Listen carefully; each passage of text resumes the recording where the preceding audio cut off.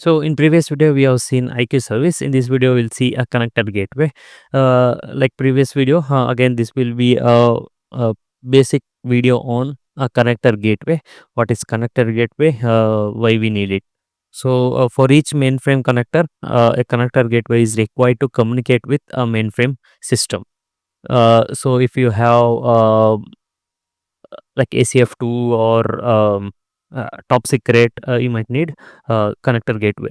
So these two are the reference link which you can use to go through things about connector gateway. So for connector gateway, like there are couple of things which we need to see. That is like provisioning engine, so responsible for processing a request from IAQ or I know. Then we have a connector gateway, like which receives a request from provisioning engine and forwards them. Then mainframe connector, which executes a request and manages changes in IAQ or I know. So provisioning engine is a part of IAQ and is responsible for processing the multiple requests received from IAQ server. Like each request maintains its dedicated TCP IP channel to the connector gateway to process the respective request. The socket channel once open would be maintained till the request is completed. The communication between a provisioning engine, connector gateway, and mainframe connector on OS can be secured by enabling either TLS encryption or a DES or a 3DES. So again, connector gateway is an independent process running on the server, and it is responsible for receiving request from provisioning engine and sending those to mainframe connector one after another on a pair of socket channel. So provisioning engine, it's a like IAQ thing. Mainframe connector, like your mainframe team will support it, and the connector gateway you can install it on any Windows server which you have done for IQ service. Like you can have a multiple Windows server, one for IQ service. If you have a mainframe connector, you can use a connector gateway. Like you need to use connector gateway, you need to install it in one of the Windows server. Then basically like a mainframe connector on Z/OS uh, is like executes the request, that is like aggregation, provisioning, entitlements, or role assignment, password management, and all sent by provisioning engine on the system. It also supports intercepting changes from mainframe connector to IAQ via connector gateway. So these are the connectors like RFAC, ACF2, and top secret. So these are the connector which supports, like which we need to use connector gateway. So basically, why we need connector gateways? Like as per IAQ server's design, for every request, the server starts a new thread and it terminates that thread after the request is completed. While per mainframe connector on ZOS design, it is expected that a pair of persistent socket channel must be open between mainframe connector and its client, and all requests must be performed over the same channel. So connector gateway opens a pair of persistent socket channel with a mainframe connector, and it can handle concurrent originating from one or more provisioning engine instance. Connector gateway forwards this request to a mainframe connector and send a response received from mainframe connector to provisioning engine. So like IAQ and mainframe connector, connector gateway is required. So to have a persistent socket channel. Then again, configuration of TLS, like transport layer security protocol, provides encryption, authentication, and integrity to all application. So for use of TLS secured communication from mainframe connector, TLS communication must be defined, and it need to be configured like TCP/IP in the system where mainframe connector will be active, then connector gateway and IAQ. So all these things, there should be a certificate for the proper communication. Then the installation. So first you need to download the connector gateway release version zip file.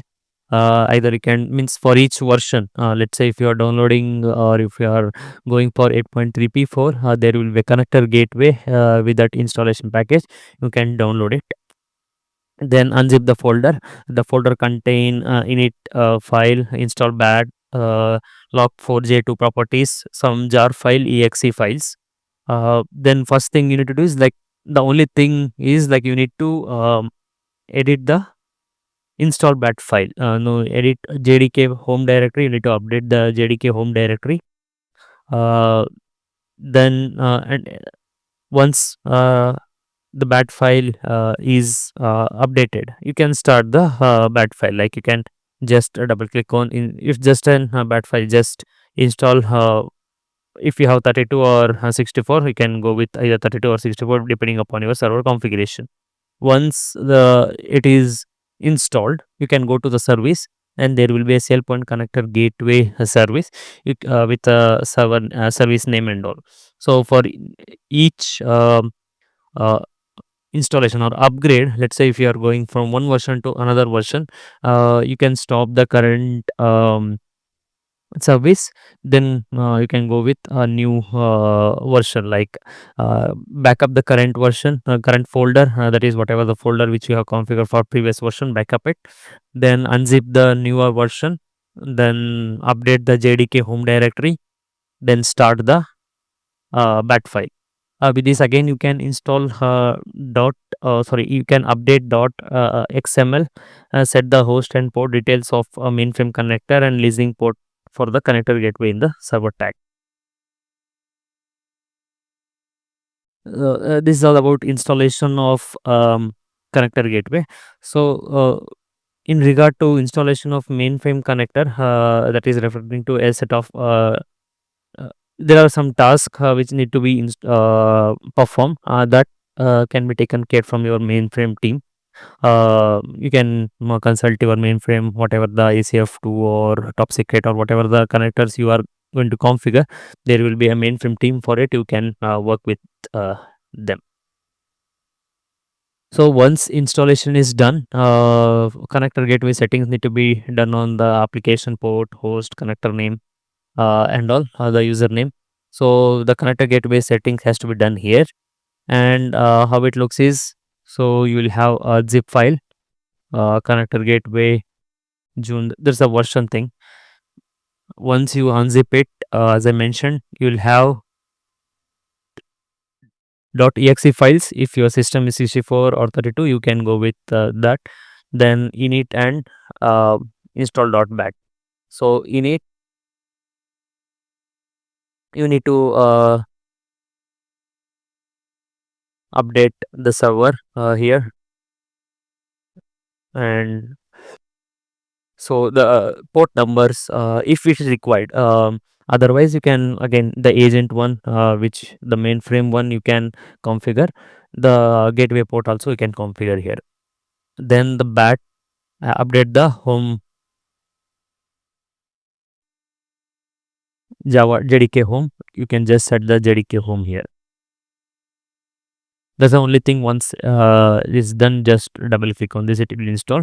You'll have a service, new service created in the service. Like just check, and in case of if you want to restart, you can do it from the service application itself.